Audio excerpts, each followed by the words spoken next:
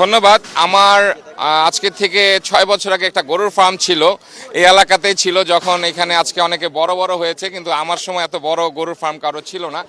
তো কে বা কাহারা যদি বলে থাকে যে আমার বন্ধু হয়ে থাকে, আসলে গরুর ব্যবসায় কখনো ব্যাপারে এক ফার্মার আরেক ফার্মারের বন্ধু হয় না। যার যার গরু তাকে বেচতে হয়, যার যার গরু সে পালন করে বড় করতে হয়। তো এইখানে উনি যেটা করেছিল, ওনাকে অনেকবার বলা হয়েছিল যে এই জায়গাটা বিশেষ করে ঈদের সময় উনি প্যান্ডেল করে এখানে ব্যবস্থা নেওয়া হতো। ওনাকে অনেকবার ওয়ার্ন করা হয়েছিল, যেহেতু মানে একটা মানুষ যখন ইলিগাল কাজ যতক্ষণ না করে তখন তাকে কিন্তু ক্রিমিনাল বলা যায় না। তো যেহেতু আমি ওয়ার্ডের কাউন্সিলর হিসাবে তাকে বলেছিলাম যে আপনি এরকম সামনে প্যান্ডেল করা, প্লাস বিশেষ করে এটা হতো হাটের সময়। তো আপনারা জানেন এই ওয়ার্ডে সিটি কর্পোরেশন একটা হাট প্রতি বছরই বসে। তো হাটের নিয়ম হচ্ছে যে হাটে যে এলাকাটায় হবে তার 5 কিলোমিটার রেডিয়াসের ভিতরে কোনো ওপেন প্লেসে হাট চলাকালীন যে 3টা দিন থাকে কোনো গবাদি পশু এখানে বিক্রি করা যাবে না। তো তারপরেও দেখা যাচ্ছে উনি এখানে বিক্রি করতে, অনেকবার ওনাকে জেন্টলম্যান হিসাবে বলা হয়েছিল, কিন্তু উনি এটার তোয়াক্কা করার প্রয়োজন মনে করেন কেন বা করেনি। আমি তার সম্বন্ধে খারাপ কিছু বলতে চাচ্ছি না, আমার যেটা দায়িত্ব ছিল তাকে ওয়ার্ন করা হয়েছিল, সে সেটা শোনার প্রয়োজন মনে করেনি। তো সে তো এটা নিয়ে আসলে আমরা অনেকবার তার সাথে কথা বলেছি, সে এটা কেন করেন এটা তার ব্যক্তিগত ব্যাপার আর কি। এখন আমি তো কাউন্সিলর হিসেবে তার এগুলো এসে উচ্ছেদ করতে পারি না। আপনি জানেন এটা মেয়র মহোদয়ের নির্দেশ লাগে, আনিক আসতে হবে, ম্যাজিস্ট্রেট আসতে হবে, পুলিশ আসতে হবে, তারপর যে কোনো আমরা উচ্ছেদে নামতে পারি। এত সময় লাগার কারণটা কি আসলে, মানে এই যে দেখেন আপনাদের কোশ্চেনটা হচ্ছে দুই টাইপের। একটা প্রশ্ন হচ্ছে তার গরু বেচার ব্যাপারটা নিয়ে, যেটা আমাদের জানার কথা না, সেটা তার পার্সোনাল ম্যাটার। সে কি করবে না করবে, সেখানে অনেকগুলা ডিপার্টমেন্ট আছে বাংলাদেশে, তারা এগুলা দেখবে যে কি বেচছে না বেচছে। এবং সেকেন্ড ব্যাপার হচ্ছে যে আপনারা আরেকটা পয়েন্ট বলছেন যেখানে আমরা দাঁড়িয়ে আছি, সে এই জায়গাটা কিভাবে ব্যবহার করা হতো।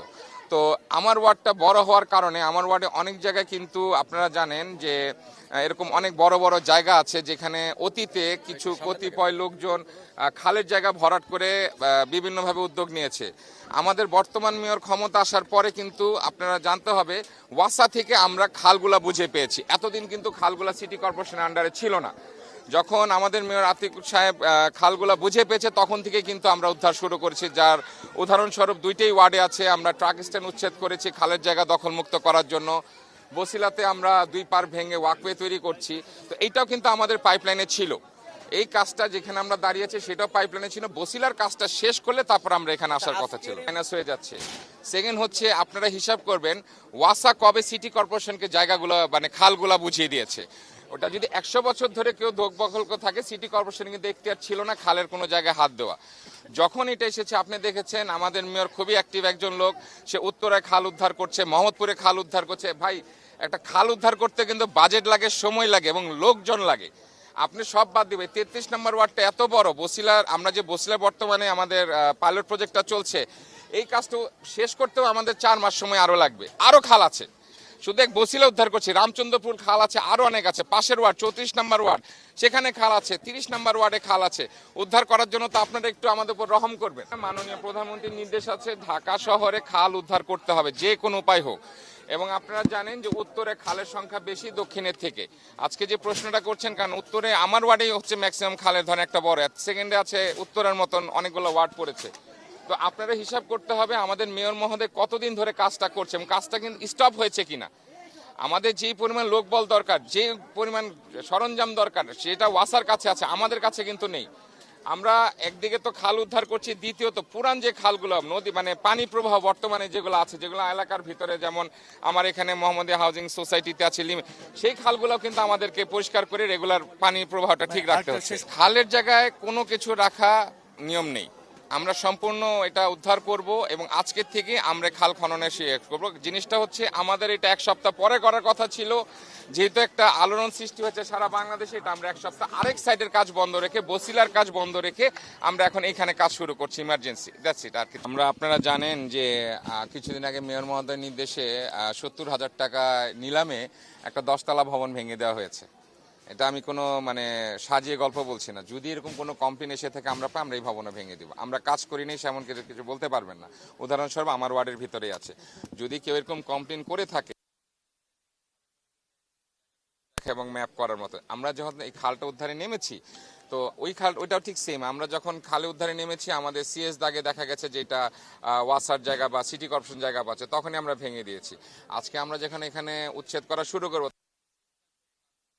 কার জায়গা থাকবে কি থাকবে সেটা তো আমাদের দেখার বিষয় না। আমরা সমানে সব ভেঙে আবার নতুন করে খাল যাতে পানি প্রবাহ থাকে সেটা আমরা মেয়র মহোদয়ের নির্দেশে কাজ করতে থাকবো। ওই প্রশ্নটা আবার করতে চাই। এখানে আমরা যখন কথা বলছি তখন আশপাশে কিছু লোক বলছেন যে ইমরান হোসেন আপনার বন্ধু মানুষ। আমি প্রশ্নটা আবারও করছি, একটু করা হয়েছে এবং তার সঙ্গে তার ভালো কিছু সম্পর্ক রয়েছে এবং সামঞ্জস্য করে তিনি এতদিন এখানে ব্যবসা করেছেন। এই কথার, এই তথ্যের অভিযোগে বা এর আপনার জবাবটাকে, আপনার প্রতিক্রিয়া জানতে চাই। আমি একটু আগে বলেছি, আমি 6 বছর আগে গরুর ফার্ম ছিল আমার, এই এলাকার সবচেয়ে বড় গরুর ফার্ম ছিল। তো গাড়ির শোরুমওয়ালার সাথে ব্যবসা করবে না, বন্ধুত্ব থাকবে না, সেটা তো হতে পারে না। আপনার প্রোডাক্ট আমি বেচতে পারি, আমার গাড়ি আপনি বেচতে পারেন। যেহেতু আমরা গরুর ফার্ম ছিল আমার, ওই ক্ষেত্রে আমাদের যেহেতু ফ্যাটনিং ছিল না আমার শুধু মানে মিল্কিং কাউ ছিল, তো অনেক সময় দেখা যেত ভালো একটা গরুর ইনফরমেশন পাওয়া খুব টাফ ব্যাপার। আপনারা জানেন যে দালাল যারা আছে তারা বলে একটা গরু ধরা দেয় আর একটা। তো ইমরানের যেরকম একটা বড় নেটওয়ার্ক আছে বাংলাদেশে, সেরকম নেটওয়ার্ক আমার ছিল না। তো অনেক ক্ষেত্রে পাশের গলিতে আমার ফার্ম ছিল, তো পাশাপাশি গলিতে যখন ফার্ম থাকে স্বাভাবিক আমরা একজনের সাথে পরিচয় থাকতে পারি, বাট দ্যাট ডাজন্ট মিন যে হি ইজ মাই ফ্রেন্ড আর আই এম হিজ ফ্রেন্ড। কারণ এখানে যদি কারো প্রভাব খাটিয়ে থাকতে হয়, যে কাউন্সিলরের আজকে একজনই প্রশ্ন করলো 18 বছর ধরে আছে, আমি তো কাউন্সিলর হচ্ছে 4.5 বছর, তাহলে আগের জনরা কি করেছে? 18, আপনাদের প্রশ্নের উত্তরই আমি দিচ্ছি, 18 বছর ধরে আছে, আমি তো চেয়ারে বসেছি 4.5 বছর। তাহলে কি বলতে চান যে ইমরান সাহেব সবারই বন্ধু ছিল? সিম্পল একটা অ্যান্সার। আপনারাই সাংবাদিক সাহেবরা আছেন, আপনারা জিনিসটা আরো ভালো ইনভেস্টিগেশন করলে জানতে পারবেন। এবং আমার ওয়ার্ডে সবচেয়ে বেশি মেয়র মহোদয় সবচেয়ে বেশি উচ্ছেদ এই ওয়ার্ডেই করছে। সো এখানে ইমরান সাহেব থাকুক আর যেই সাহেবই থাকুক, ছাড় তো কাউকে দেওয়া হবে না মেয়র মহোদয়ের নির্দেশ অনুযায়ী। বিল্ডিং যেহেতু ভাঙতে পারি, কয়েক কোটি টাকার বিল্ডিং 70,000 টাকা নিলামে দিতে পারি, সো মেয়র মহোদয়কে তো কনভিন্স করা যাবে না, এই বিষয়টা আপনারা নিশ্চয়ই সবাই জানেন। যেহেতু আমাদের মেয়র এত স্ট্রিক্ট একজন লোক, সো এখানে কারো বন্ধু হোক কারো ভাই হোক, এখানে কোনো তোয়াক্কা করার বিষয় আসছে না। এবারও যখন হাট হয়েছে, প্রতিটা হাটের আগে কম বেশি একটা লিগ্যাল নোটিশ ইস্যু করা হয়। এটা পুরো উত্তর সিটি কর্পোরেশনের যতগুলো হাট আছে, যে আমি একটু আগে বলেছি যে তাদের 5 মানে যেখানে হাট হবে এক্সাক্ট পয়েন্ট থেকে 5 কিলোমিটার মানে রেডিয়াসে 5 কিলোমিটার কোনো গবাদি পশু 3 দিন বেচা কিনা করতে পারবে না হাটের হাসিল ছাড়া। কারণ এটা তো টেন্ডার মাধ্যমে দিয়ে ভ্যাট ট্যাক্স দিয়ে হাটটা ইজারা মালিকরা নিয়ে আসছেন। তো এটা যদি আশেপাশে কোথাও ব্যবসা করেন তাহলে এটা তো তাদের জন্য লস হবে। তো এরকম প্রতি একটা করে চিঠি ইস্যু করা হয়। এখন কেউ চিঠি ইস্যুকে যদি লিগ্যাল নোটিশকে যদি তোয়াক্কা না করে, সেটা তো আসলে আমাদের ব্যাপার না। এবং এই বিষয়টা সম্পূর্ণ দেখার দায়িত্ব হচ্ছে আমাদের যে ল ডিপার্টমেন্ট আছে, সেই ল ডিপার্টমেন্টের হচ্ছে দেখার দায়িত্বটা। এবং আমাদের ল ডিপার্টমেন্ট খুবই দক্ষ একটা ডিপার্টমেন্ট, তারা অবশ্যই কোনো ব্যবস্থা নিয়েছে। এখন আপনি যদি কাউকে বুড়া আঙুল দেখান, আসলে সেটা তো তার ব্যক্তিগত ব্যাপার। এখন নেক্সটে কি হয় সেটা তো আসলে আমরা বলতে পারছি না। আমি একটু আগে প্রশ্নের উত্তর দিয়েছি, যেটা কখনো স্বপ্ন চিন্তা করেনি সেটা বাস্তবায়ন করেছি। ট্রাক স্ট্যান্ড উচ্ছেদ করেছি, যেটাকে বলা হতো আর্মি আসলে সম্ভব না, সেটা মেয়র মহোদয়ের ইচ্ছায়, ওনার চেষ্টায় সেটা উদ্ধার হয়েছে। আমি আসছি, তারপরে আমরা কোথায় গেলাম? ওইটা উচ্ছেদ হওয়ার পর কিছুদিন বন্ধ ছিল, তারপরে আমরা গেলাম বসিলাতে। বসিলার কাজটা এত বড় যে এটা করতে আরো 4 মাস সময় লাগবে। আপনি তো এইটা কেন, আমার ওয়ার্ডে তো আরো অনেক খাল আছে, সব উদ্ধার হবে, যেটা করতে 6 থেকে 7 বছর সময় লাগবে। আমরা যে বলছি না আমরা করবো না, আমাদের পাইপলাইন এটা ছিল, কিন্তু আমাদের তো আগে ওইটা শেষ করতে হবে যেটা ধরেছি। আমরা যদি চারিদিকে এক ওয়ার্ড নিয়ে যদি মেয়র ব্যস্ত থাকে, তাহলে বাকি ওয়ার্ডের খাল কিভাবে উদ্ধার হবে?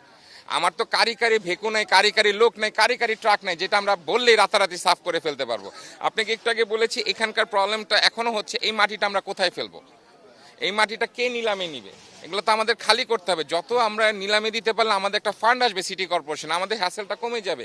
কিন্তু সেরকম লোক তো আমরা পাচ্ছি না। আজকে আমরা 7-8 মাস ধরে এটা খুঁজছি যে আমরা এটা ফ্রি অফ কস্টে দিয়ে দিচ্ছি, সেই মাটিটা কেটে এখানে নিয়ে যাবে। আজকে এখন যখন আমাদের ভেকু আসবে সব আসবে, এটা কিন্তু সিটি কর্পোরেশন নিজের খরচে করা হবে। এবং এটা 1-2 টাকা খরচ না ভাই, এটা অনেক টাকার খরচ। আজকে আমরা যখন লালতলা খাল উদ্ধার করেছি, সেটার কিন্তু বিশাল বাজেট গেছে। আমরা যে ভাঙচুর করেছি, লালতলা বাজার উদ্ধার কাজ করছি, এগুলো অনেক বাজেট আসে ভাই। আমরা বলিনি যে উদ্ধার করবো না। 33 নম্বর ওয়ার্ডটা বিশাল, যেখানে আপনার মানে ঢাকা শহরের 2য় বৃহৎ ওয়ার্ড। তো এখানে খালের সংখ্যা অনেক বেশি, কাজ করতে গেলে রাতারাতি আলাদিনের চেরাগের মতো কিন্তু কাজ করা সম্ভব না। 100% কপার কন্ডেন্সারে তৈরি ভিশন ফ্রিজ, তাই গুণে মানে অটুট থাকে বছরের পর বছর।